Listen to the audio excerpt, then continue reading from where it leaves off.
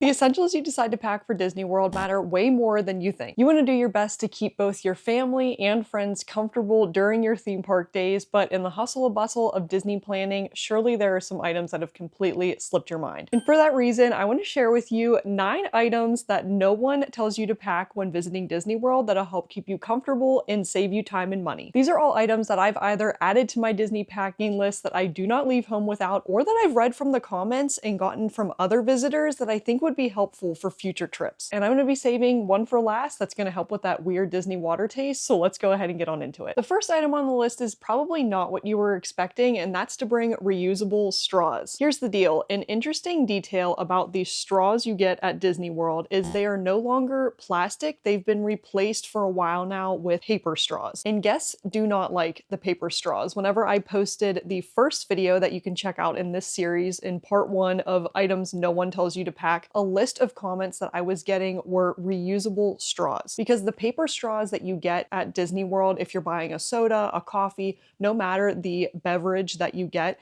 you are going to get a paper straw to drink out of it with. And I've even experienced this for myself. Whenever you're using the paper straws, they aren't necessarily that durable and they can disintegrate really quickly, especially if you're drinking a coffee or some type of beverage that you drink slowly. The straw can get mushy and disintegrate, and it's not ideal for the Disney drink that you're getting. So what I have seen or what I've read from the comments are that people like to bring reusable straws. I just have these 2 as props, but what I'd recommend is bringing silicone ones, not necessarily metal ones, because these aren't bendy and flexible. If you're getting some silicone ones, they can be a lot more bendable whenever you are packing and putting them in your Disney park bag, and they're also a lot more lightweight compared to the metal straws. Also, that'll help whenever you go through the metal detectors at the parks, then you might not have to be checked as often since the metal straws may go off in your bags. I did want to give a little tip though, in case you aren't wanting to bring reusable straws with you to the parks, but you don't want to deal with the paper straws. One thing that I have done personally whenever we're at restaurants or if I'm getting a coffee that has the paper straws, I usually try to take it out and like prop it at an angle on top of the water level. I find that that kind of helps to preserve your straw if you are using the paper one. So just a little tip in case you don't want to bring the reusable ones, but would recommend if you do decide to do this, I've seen that silicone ones are the best option to bring. The second item is also what I read from the comments, and that's bringing a noise machine. In part 1, you saw that I recommended bringing earplugs to your Disney resort because you never know who your Disney neighbor is going to be. It can be rowdy, loud, or you're just not used to those sleeping conditions. So I personally like bringing earplugs, but a lot of people said that they like bringing their own noise machine, a small compact one that you can travel with, maybe that has different programmed sounds that you can listen to, or people actually bring their own small portable size travel fans. I've seen this a lot for the cruise ships, and I haven't necessarily heard of this for the Disney resorts, but would recommend if you are looking for something that's going to help drown out other noise happening around the area at your Disney resort, or in case you have loud, nosy neighbors, you can get yourself a little fan or a noise machine to bring down. The one that I have always seen but never personally tried, it is one from the brand Hatch. I have their Hatch alarm clock and I absolutely love it. Of course, you're probably not going to be bringing that down to the parks with you, but one thing that you could get are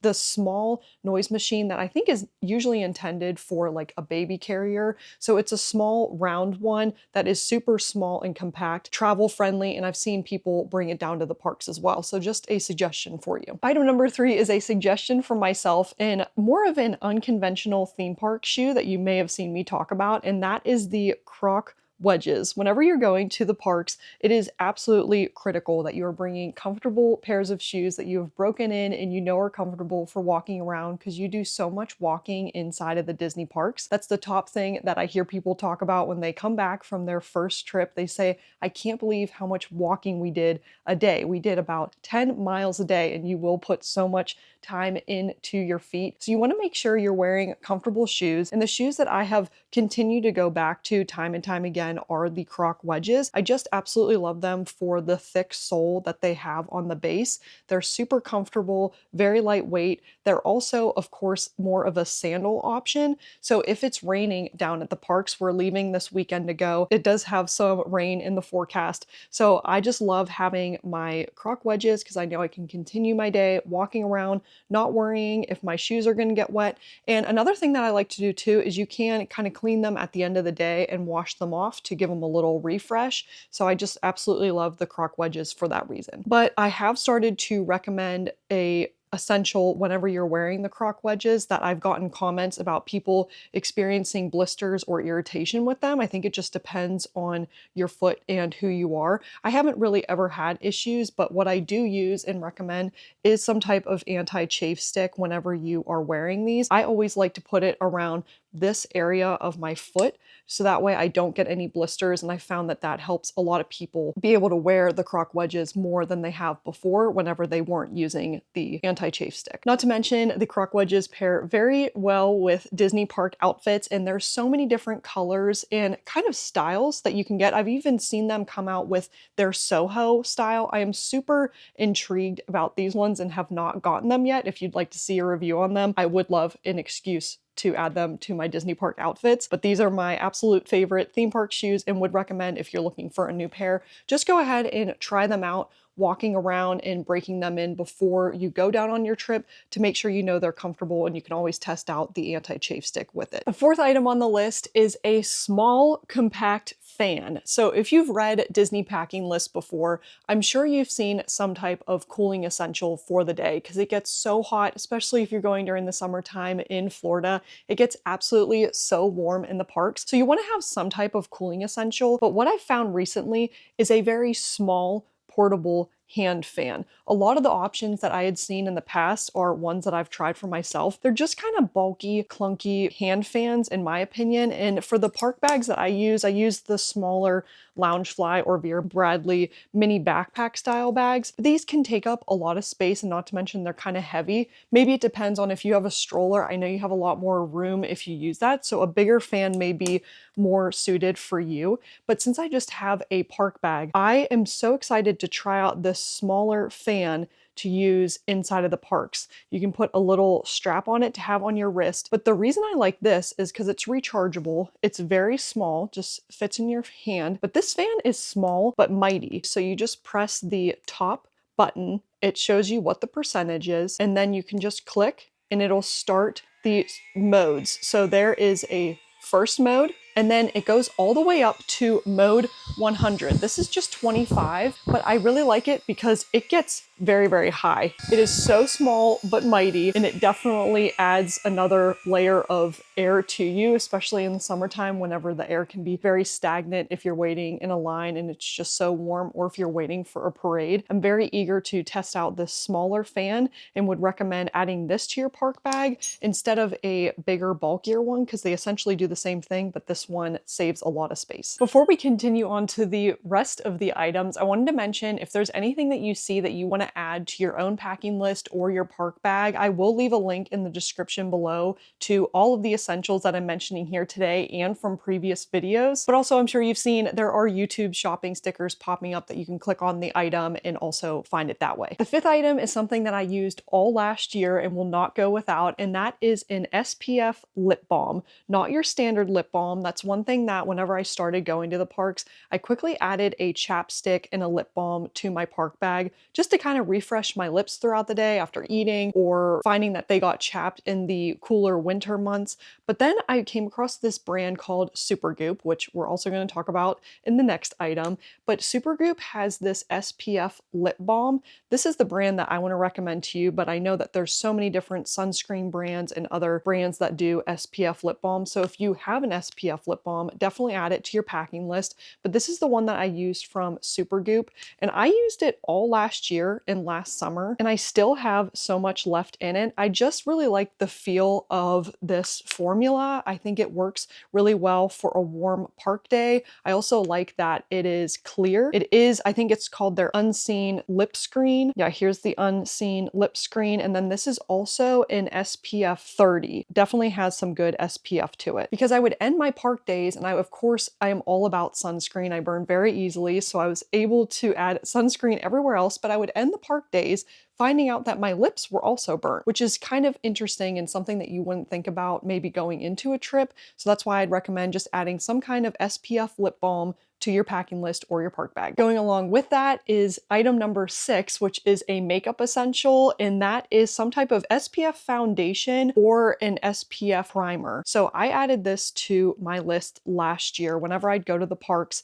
I would just want to add a little bit of makeup, not go over the top, but just add a little bit to my park look. But I had a hard time adding a sunscreen and then a foundation over top of it. And then I came across some foundations that actually have an SPF inside of it. So the first one that I started out with that I absolutely love, you can see I've used a lot of it, and there's other ones that I've kind of transitioned to, but the one that I really liked starting out with is the e.l.f. Whoa Glow Primer. This is in the shade Sunbeam. It has a 30 SPF, and I would actually use this as my foundation. It is pretty pigmented, if you would say, enough that I found that it had good coverage for my foundation in general rather than just using this as a primer. So this was something I felt comfortable taking and just using as my foundation and not having 2 toiletries whenever traveling. So this can help cut down on space, but you also have your foundation and your SPF all in one. I also didn't feel that it was overly heavy or clogging for the day. So I thought it was still breathable, but nice to have the SPF coverage and also a little bit of foundation as well. Then, as we talked about with the lip balm, I came across the brand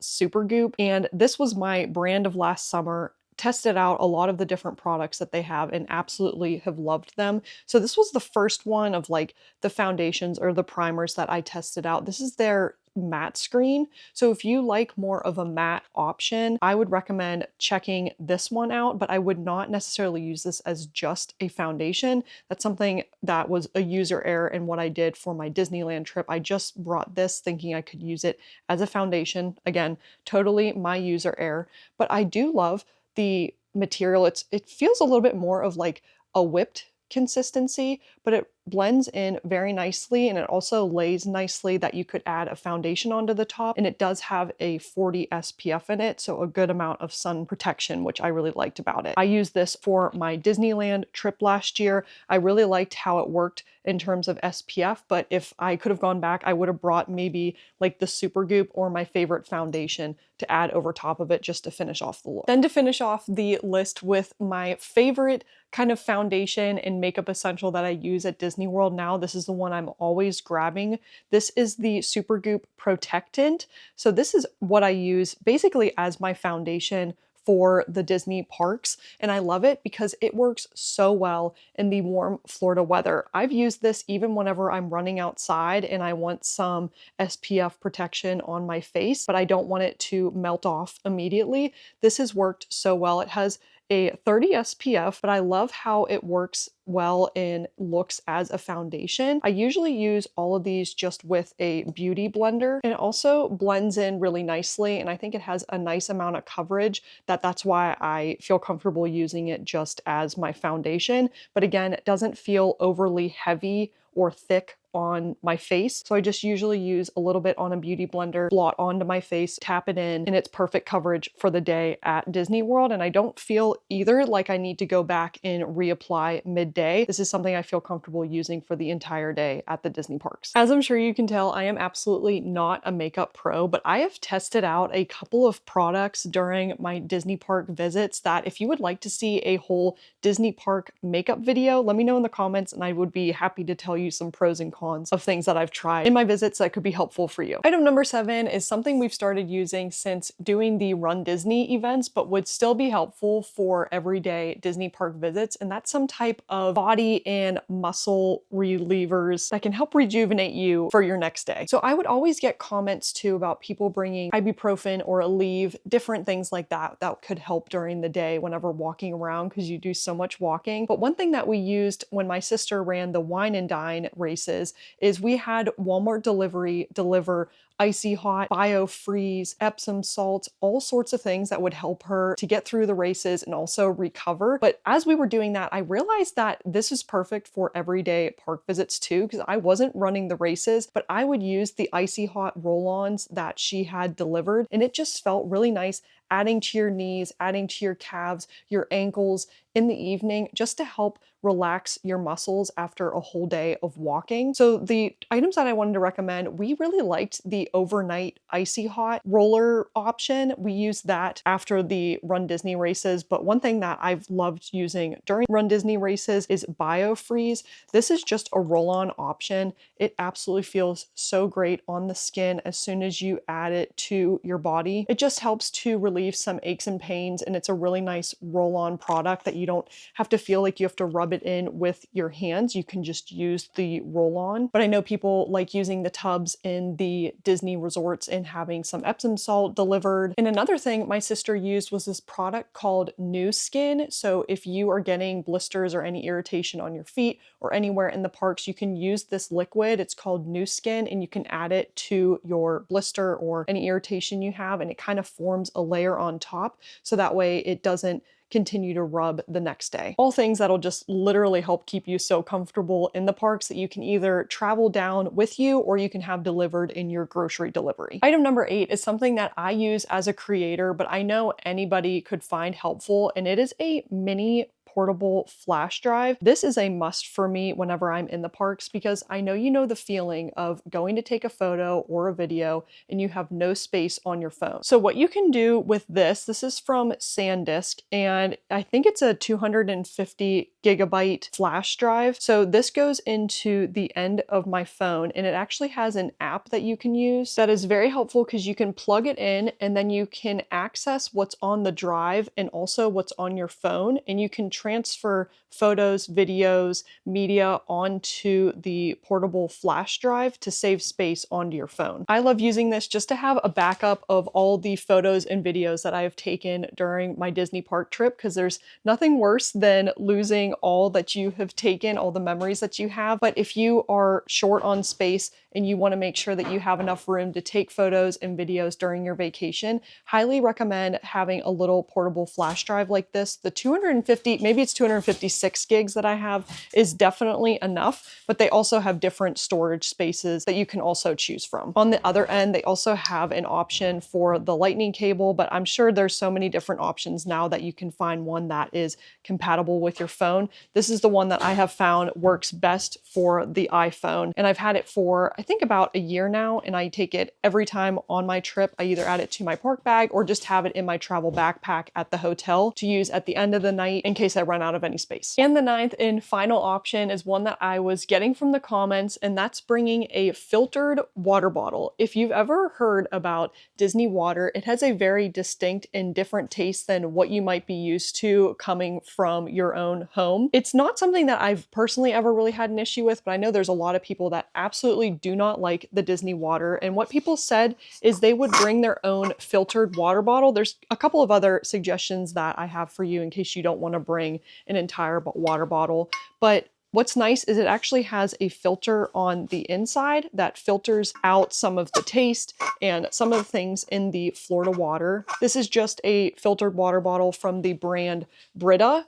that you usually can have in your fridge, but they have a water bottle version. And it's nice that they have a stainless steel option too, because since it gets so hot in Florida, you can actually ask for cups of ice water or go to the water refill stations placed around the parks. And what's nice is you can add water and ice to this, and it can help keep it cold throughout the day. So to help, you could get a filtered water bottle. I know a lot of people in the comments loved bringing these, and if you want a stainless steel option anyhow, this one is perfect. But what I usually like to do is I always like bringing some type of water flavoring or electrolyte powder. Liquid IV is usually my go-to that you can bring. They have so many different flavors that can help mask the taste of the Disney water. So you could choose from their regular option, and then they also have a ton of sugar-free options. Of the sugar-free ones, I think my favorite has to be this raspberry cantaloupe flavor. It's just a nice summer flavor, especially whenever you're in the parks. But I haven't tried their strawberry yet. I'm excited to add this to my park bag for our upcoming visit. So those are 9 more items that'll help keep you comfortable and save time and money whenever you're in the Disney parks. But another thing that's going to help keep you comfortable is the right Disney park outfit.